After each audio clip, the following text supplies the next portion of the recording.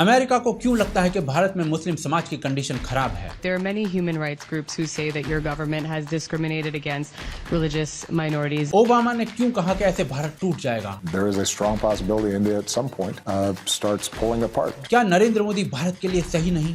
लोकतंत्र हमारी रगों में है। आखिर क्यों भारत की छवि पर ऐसे प्रश्न उठाए जा रहे हैं? क्या है भारत में मुस्लिम समाज की एक्चुअल स्थिति? यदि स्थिति अच्छी है तो विश्व में ये छवि कैसे बनाई गई? और क्या चाहता है भारत का मुस्लिम समाज नरेंद्र मोदी से? जानने के लिए वीडियो को अंत तक देखें और चैनल को सब्सक्राइब कर लें।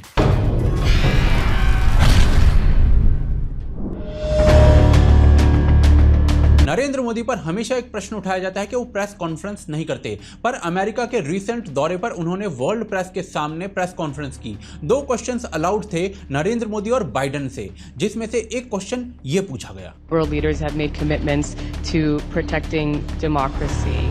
What steps are you and your government willing to take to improve the rights of Muslims and other minorities in your country and to uphold free speech? असली बीमारी देखने से पहले इस पर नरेंद्र मोदी का उत्तर सुनिए संक्षेप में। मुझे आश्चर्य हो रहा है कि आप कह रहे हैं कि लोग कहते हैं नहीं, भारत डेमोक्रेसी है। भारत के लोकतांत्रिक मूल्यों में कोई भेदभाव नहीं है, धर्म के आधार पर, जाति के आधार पर। गजब तब हुआ जब बाइडेन से भी यही प्रश्न पूछा गया। प्रश्न ये उठता है कि जब 2 क्वेश्चंस अलाउड थे तो उनमें से एक क्वेश्चन भारत में डेमोक्रेसी के एंड और भारत के मुस्लिम समुदाय की स्थिति का पूछा जाता है। क्या भारत में उनकी स्थिति इतनी बुरी है? ये आगे देखेंगे। परंतु कुछ भी अचानक नहीं होता। मीडिया में गेम से पहले हवा बनाई जाती है पॉलिटिकल बयानों से। इस प्रेस कॉन्फ्रेंस से कुछ देर पहले बैरक ओबामा CNN पर बैठकर भारतीय मुस्लिम्स के बारे में ये बोल रहे थे। The president meets with Prime Minister Modi, then the protection of the Muslim minority in a majority Hindu India.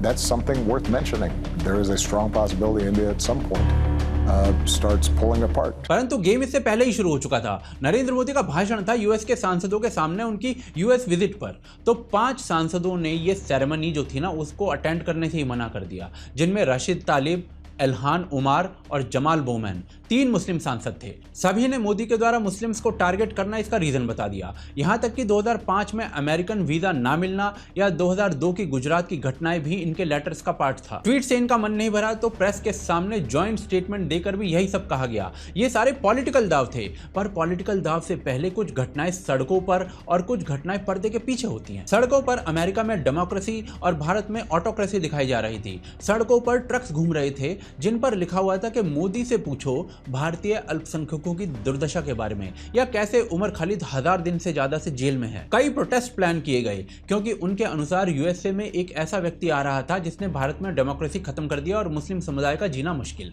सड़क पर यह प्रोटेस्ट कुछ ऐसे दिख रहे थे। अब गजब देखिए, राहुल गांधी जी यूएसए में है कई दिनों से। तो जो महिला हाईलाइटेड है इस प्रोटेस्ट पिक्चर में जो आप स्क्रीन पर देख पा रहे हैं, वही महिला राहुल गांधी जी के साथ दिख रही है कुछ दिनों पहले खींची गई इस पिक्चर में जो एक इंटरनल मीटिंग की है। आगे पता चलता है कि इस महिला का नाम सुनीता विश्वनाथन है। हिंदूज फॉर ह्यूमन राइट्स नाम की संस्था चलाती है और इस पर आरोप है जॉर्ज सोरोस की प्रॉक्सी होने का। जब इसकी वेबसाइट पर गए तो नरेंद्र मोदी के अगेंस्ट प्रोटेस्ट से होम पेज भरा पड़ा था।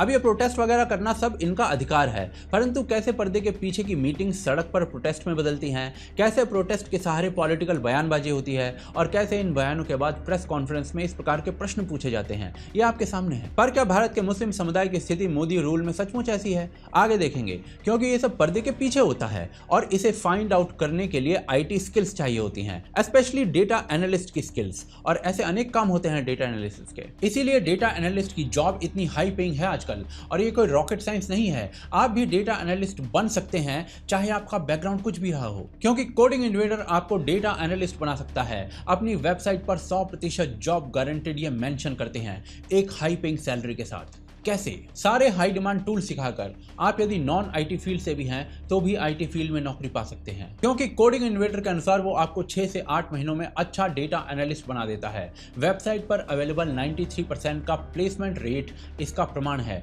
और कंपनी के अनुसार वो आपको गारंटेड नौकरी का एग्रीमेंट पेपर पर देता है फीस लेने से पहले, यानी या तो प्लेसमेंट होगी या पैसा वापस। इनका ये कोर्स 100% जॉब ओरिएंटेड है, क्योंकि सब अमेजॉन, फिलिप्स और जी जैसे संस्थानों के एक्सपर्ट्स द्वारा डिजाइन किया गया है। 20,000 से अधिक कैंडिडेट्स को 300 से अधिक प्लेसमेंट पार्टनर्स के थ्रू प्लेसमेंट मिल चुकी है, जहां कंपनी के अनुसार 10 से 25 लाख तक के पैकेज भी ऑफर हुए हैं। आप भी प्राप्त कर सकते हैं ये। इस जॉब गारंटेड कोर्स को ज्वाइन करने का लिंक डिस्क्रिप्शन और पिन कमेंट में है।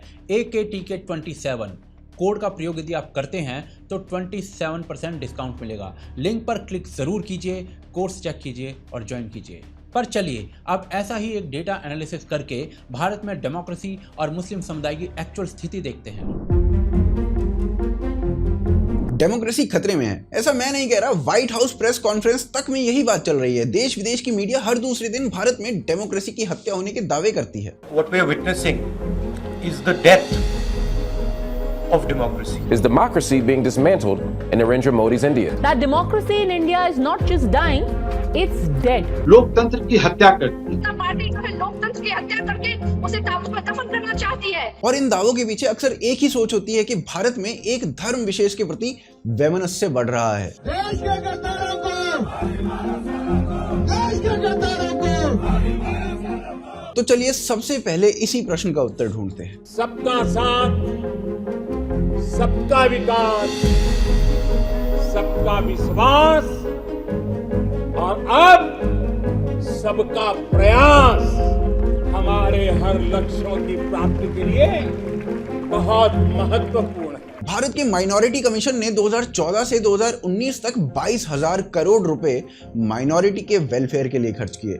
इसी पीरियड में 3.2 करोड़ स्कॉलरशिप्स दी गई और उसका जो लार्जेस्ट पाई था वो देश के मुसलमानों को ही गया। यदि आंकड़ों को विशुद्ध रूप से देखें तो सिविल सर्विसेज में मुस्लिम कम्युनिटी का जो रिप्रेजेंटेशन है वो भारत की स्वतंत्रता से 2016 तक प्रति वर्ष मात्र 2.5% के आसपास रहा और 2016 से लगातार प्रति वर्ष 5% का रहा। 2014 तक मात्र 4% मुसलमान सरकारी नौकरी में थे। आज वो संख्या बढ़कर 10% हो गई है। माइनॉरिटी कम्युनिटी को सब्सिडाइज्ड यूपीएससी कोचिंग की व्यवस्था है, जिसका बजट पहले मात्र 5 करोड़ था, उसे बढ़ाकर 20 करोड़ कर दिया गया ताकि अधिक माइनॉरिटी के लोग यूपीएससी का पार्ट बन सके। सरकार पर आरोप यहां तक लगाए गए कि मुस्लिम कैंडिडेट्स को जानबूझकर अधिक नंबर दिए जा रहे हैं यूपीएससी में ताकि अधिक आईएएस मुस्लिम कम्युनिटी से निकल के आए। 2017 में एक कंपैरिजन भी किया गया यूपीएससी के रिटन एग्जाम और इंटरव्यू स्टेज के बीच में, जिससे ज्ञात ये हुआ कि इंटरव्यू स्टेज में सेकंड लार्जेस्ट कम्युनिटी के लोगों को 13 नंबर अधिक दिए गए बाकी सभी कम्युनिटीज के कंपैरिजन में। और ये एग्जैक्ट बात सच्चर कमीशन में भी लिखी थी 2006 में कि मुस्लिम रिप्रेजेंटेशन को बढ़ाने के लिए उन्हें थोड़ा सा फेवर किया जाए ताकि उनका नंबर एडमिनिस्ट्रेटिव सर्विसेज में बढ़ जाए।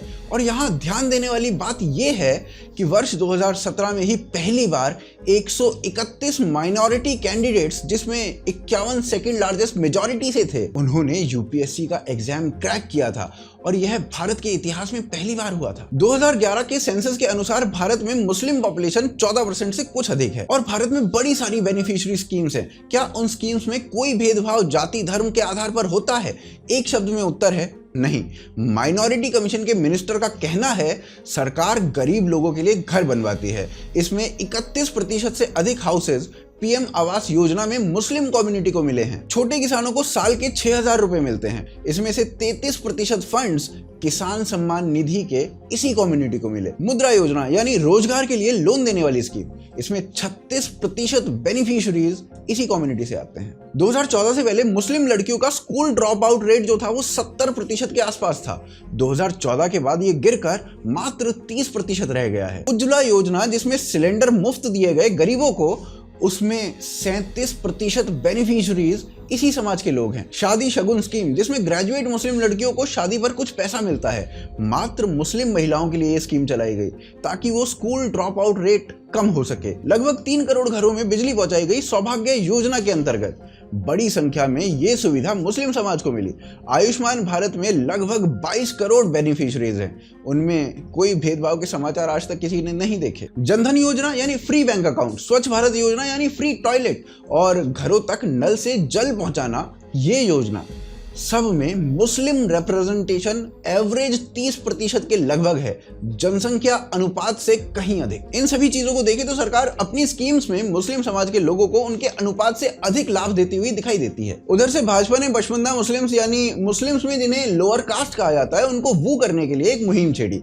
उनके बीच में जाकर स्नेह यात्रा करना, उनके रिप्रेजेंटेशन को बढ़ाने की बात करना। एक और भारत में एक धड़ा इसे अपीजमेंट कह रहा है और दूसरी ओर मीडिया का एक धड़ा कह रहा है कि इसी समुदाय का जिसका अपीजमेंट करने का आरोप है उसी का शोषण हो रहा है और इसीलिए डेमोक्रेसी डेंजर में है। लेकिन क्या भारत की डेमोक्रेसी सही में डेंजर में है? इसका एक बहुत सटीक उत्तर यूएसए से आया। उन्होंने कहा कि सुनी सुनाई बातों पर विश्वास ना किया जाए, स्वयं दिल्ली जाओ और देख कर आओ कि भारत में कितनी वाइब्रेंट डेमोक्रेसी चल रही है। भारत में आंदोलन हुआ और जिन लॉज के अगेंस्ट हुआ उन्हें आंदोलन के कारण वापस भी ले लिया गया, यानी मांगों को माना गया।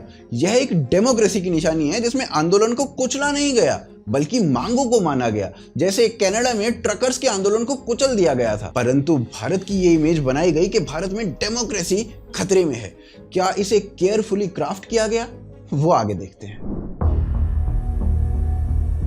अभी हमने जो उदाहरण देखे उससे एक चीज क्लियर है कि गवर्नमेंट एटलीस्ट अपनी गवर्नेंस और स्कीम्स में डिस्क्रिमिनेट नहीं कर रही है, बल्कि पॉपुलेशन से कहीं अधिक अमाउंट में सर्विस दी जा रही है विशेष समाज के लोगों को। BJP as a political party क्या कर रही है वो आगे देखेंगे, पर यदि भारत के धरातल पर यह डिस्क्रिमिनेशन नहीं है तो भारत की इमेज कैसे बनी?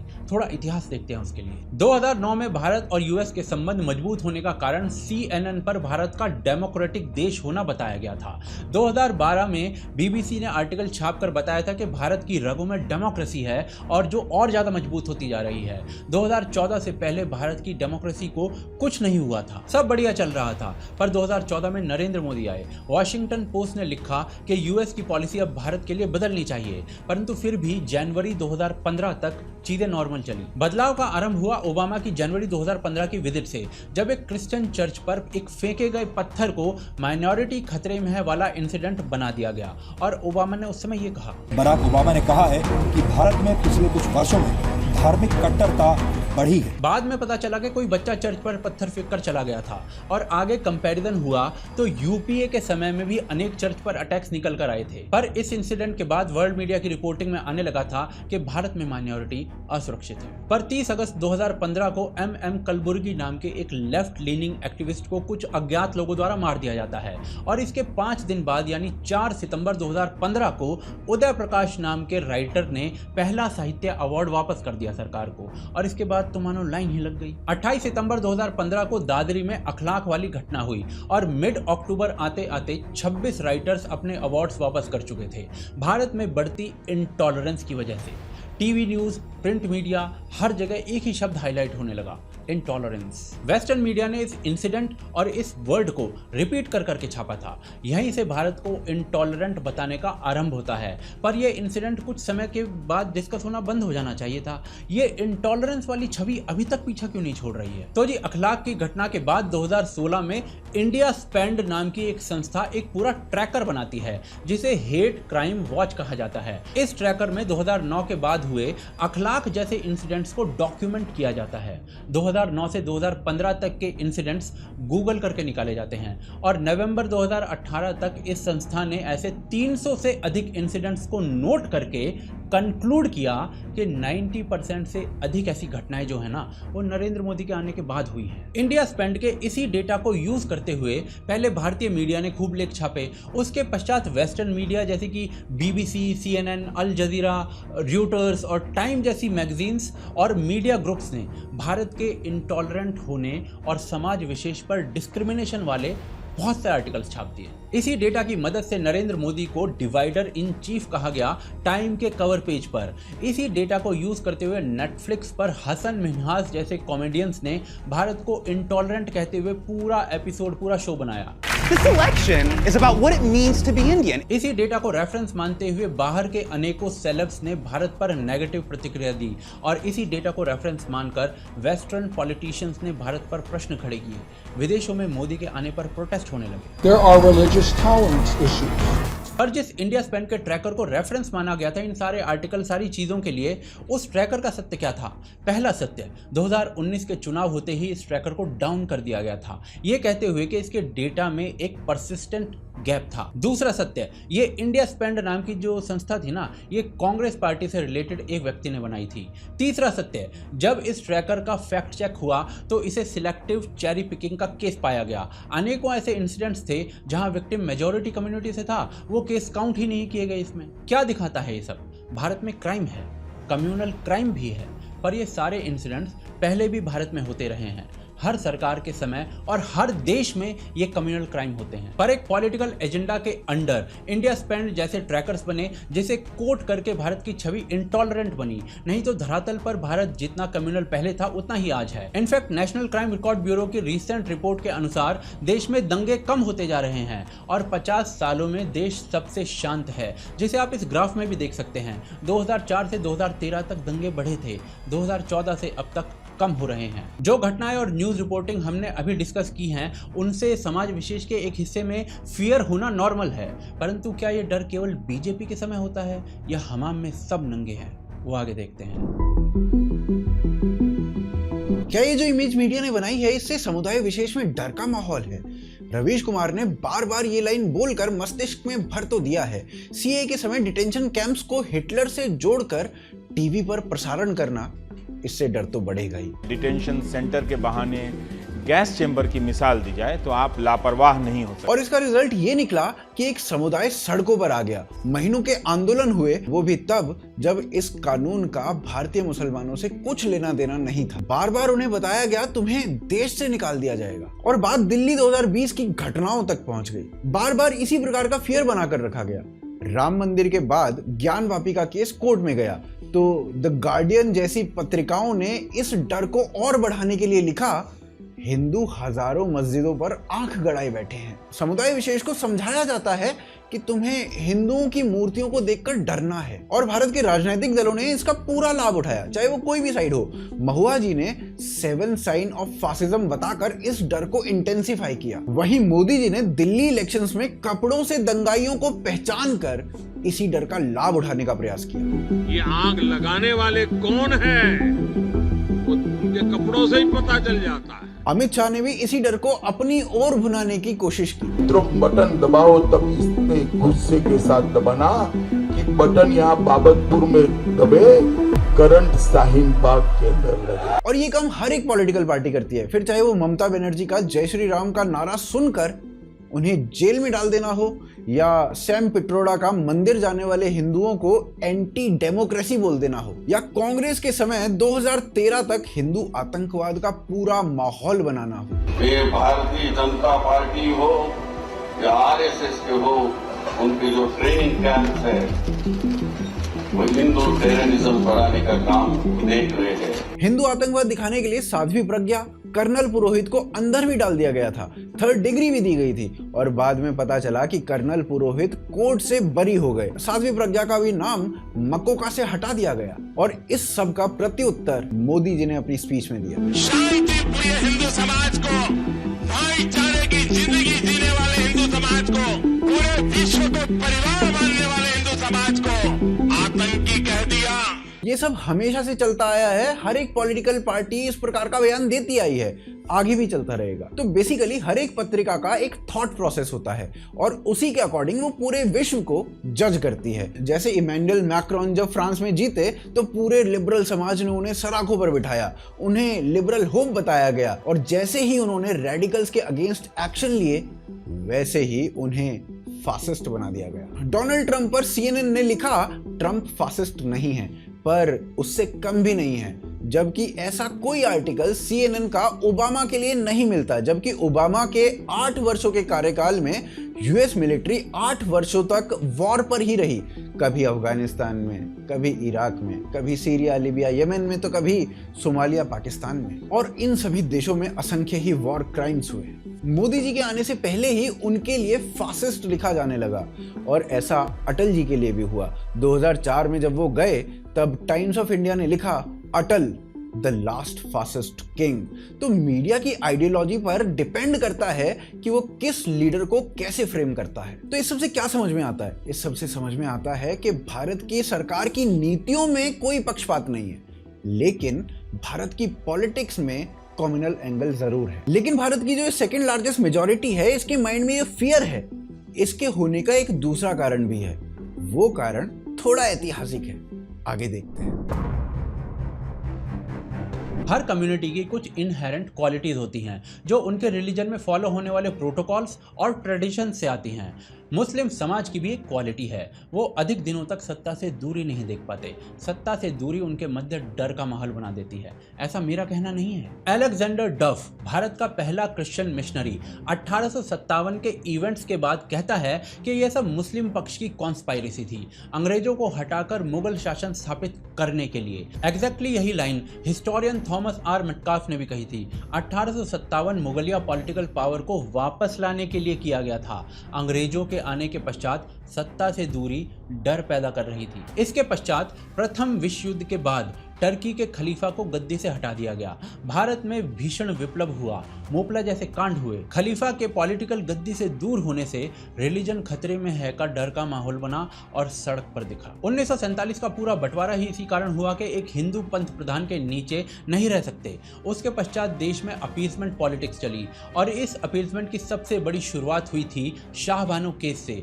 जब सुप्रीम कोर्ट के निर्णय को सेकेंड लार्जेस्ट मेजॉरिटी को अपीज करने के लिए पलट दिया गया था। यही अपीजमेंट तब भी दिखी जब वक्फ एक्ट बनाकर यह कह दिया गया एक तरीके से कि जो प्रॉपर्टी वक्फ को लगे कि उनकी है उस पर वो वर्चस्व स्थापित कर सकते हैं। यही अपीजमेंट 1991 वर्शिप एक्ट बनाकर दी गई, जब कहा गया कि जो रिलीजियस प्लेसेस का स्टेटस 1947 में था वही रहेगा। पर 2014 से ये सिचुएशन बदल गई। अपीजमेंट नहीं है अब, तो सत्ता को होल्ड करने की ताकत भी नहीं है, और ये भी एक कारण है डर बढ़ने का। ये उदाहरण इतिहास में मिलते हैं। क्या बदला 2014 के पश्चात, वो आगे देखते हैं। भारत की सेकेंड लार्जेस्ट कम्युनिटी को यह डर पावर शिफ्ट के कारण लगता है, क्योंकि पहले और अब में एक बेसिक अंतर है। भारत में पहले उनके लिए अपीजमेंट पूरे चरम पर चलती थी, अब उनके स्थान पर भाजपा मेजॉरिटी को अपीज करने की बात करती है, उन्हें नहीं। भारत की सभी पार्टीज ने रिलीजन के आधार पर अपना अपना वोट बैंक बांट रखा है, और उन्हें वो करने के लिए वो किसी भी चरम पर चले जाते हैं। चाहे वो मुलायम हो, जिन्होंने ये कह दिया था कि लड़कों से गलती हो जाती है, अब क्या उन्हें फांसी दे दोगे ऐसे आरोपों के लिए। उन्होंने फिर आगे ये भी कहा कि हम कानून बनाएंगे कि इन सब चीजों में फांसी ना हो। या फिर सोनिया गांधी के आंसू बहने लगे जब बाटला हाउस हुआ। सोनिया गांधी जी को उस हादसे की हमने तस्वीरें दिखाई तो उनके आंसू फूट पड़े। सबने बाटला हाउस को फेक बताना प्रारंभ कर दिया, और अरविंद केजरीवाल ने भी। एक तो बाटला हाउस एनकाउंटर के ऊपर जो प्रश्न चिन्ह लगे, उन प्रश्न चिन्हों ने ये प्रश्न खड़ा किया कि क्या पुलिस जो बातें बोलती है और जो एनकाउंटर करती है और जो ब्लास्ट के बाद जो थ्योरीज देती है, क्या वो सारी सही हैं? बाद में पता चला वो फेक नहीं था, पर वोटरों को अपीज करने के लिए ये सब पूरा प्रपंच रचा गया। इवन पुलिस वालों तक पर भी प्रश्न चिन्ह उठा दिए गए। ये वो समय था जब प्रधानमंत्री खुद बोला करते थे, भारत के संसाधनों पर पहला अधिकार मुसलमानों का है, और इसका प्रतिकार बीजेपी अपने वोटर्स को लुभाने के लिए देती थी। इस देश के संसाधनों पर पहला अधिकार मुसलमानों का है। अगर मुसलमानों का अधिकार है तो देश का हिंदू कहां जाएगा? सबकी अपनी अपनी अपीजमेंट है। भारत जितना कम्युनल पहले था, एनसीआरबी के डेटा के अनुसार उससे कम कम्युनल आज है। हाँ, सोशल मीडिया पर आपको अधिक दिख सकता है। मुस्लिम समाज को सरकार उनके अनुपात से अधिक सुविधाएं देती है। हाँ, बीजेपी अपनी पॉलिटिक्स में इस पूरे माहौल का प्रयोग जो है वो अवश्य करती है, जैसे कांग्रेस समाज विशेष का अपीजमेंट करके प्रयोग करती थी। और ये सत्य अमेरिका में बिना रिसर्च के ऐसे प्रश्न पूछने वालों को भी पता होना चाहिए। कमेंट करके बताएं कि वीडियो कैसी लगी। वीडियो को शेयर और सब्सक्राइब अवश्य करें, यही एकमात्र मोटिवेशन है हमारा। कोडिंग इन्वेडर के डेटा एनालिस्ट कोर्स को अवश्य चेक करें, लिंक डिस्क्रिप्शन और पिन कमेंट में है। डिस्काउंट कोड है AKTK27। यदि ये वीडियो अच्छा लगा तो स्क्रीन पर दिख रहा दूसरा वीडियो और तूफानी लगेगा, अवश्य देखें। आप देख रहे थे आज की ताज़ा खबर। जय हिंद, जय भारत।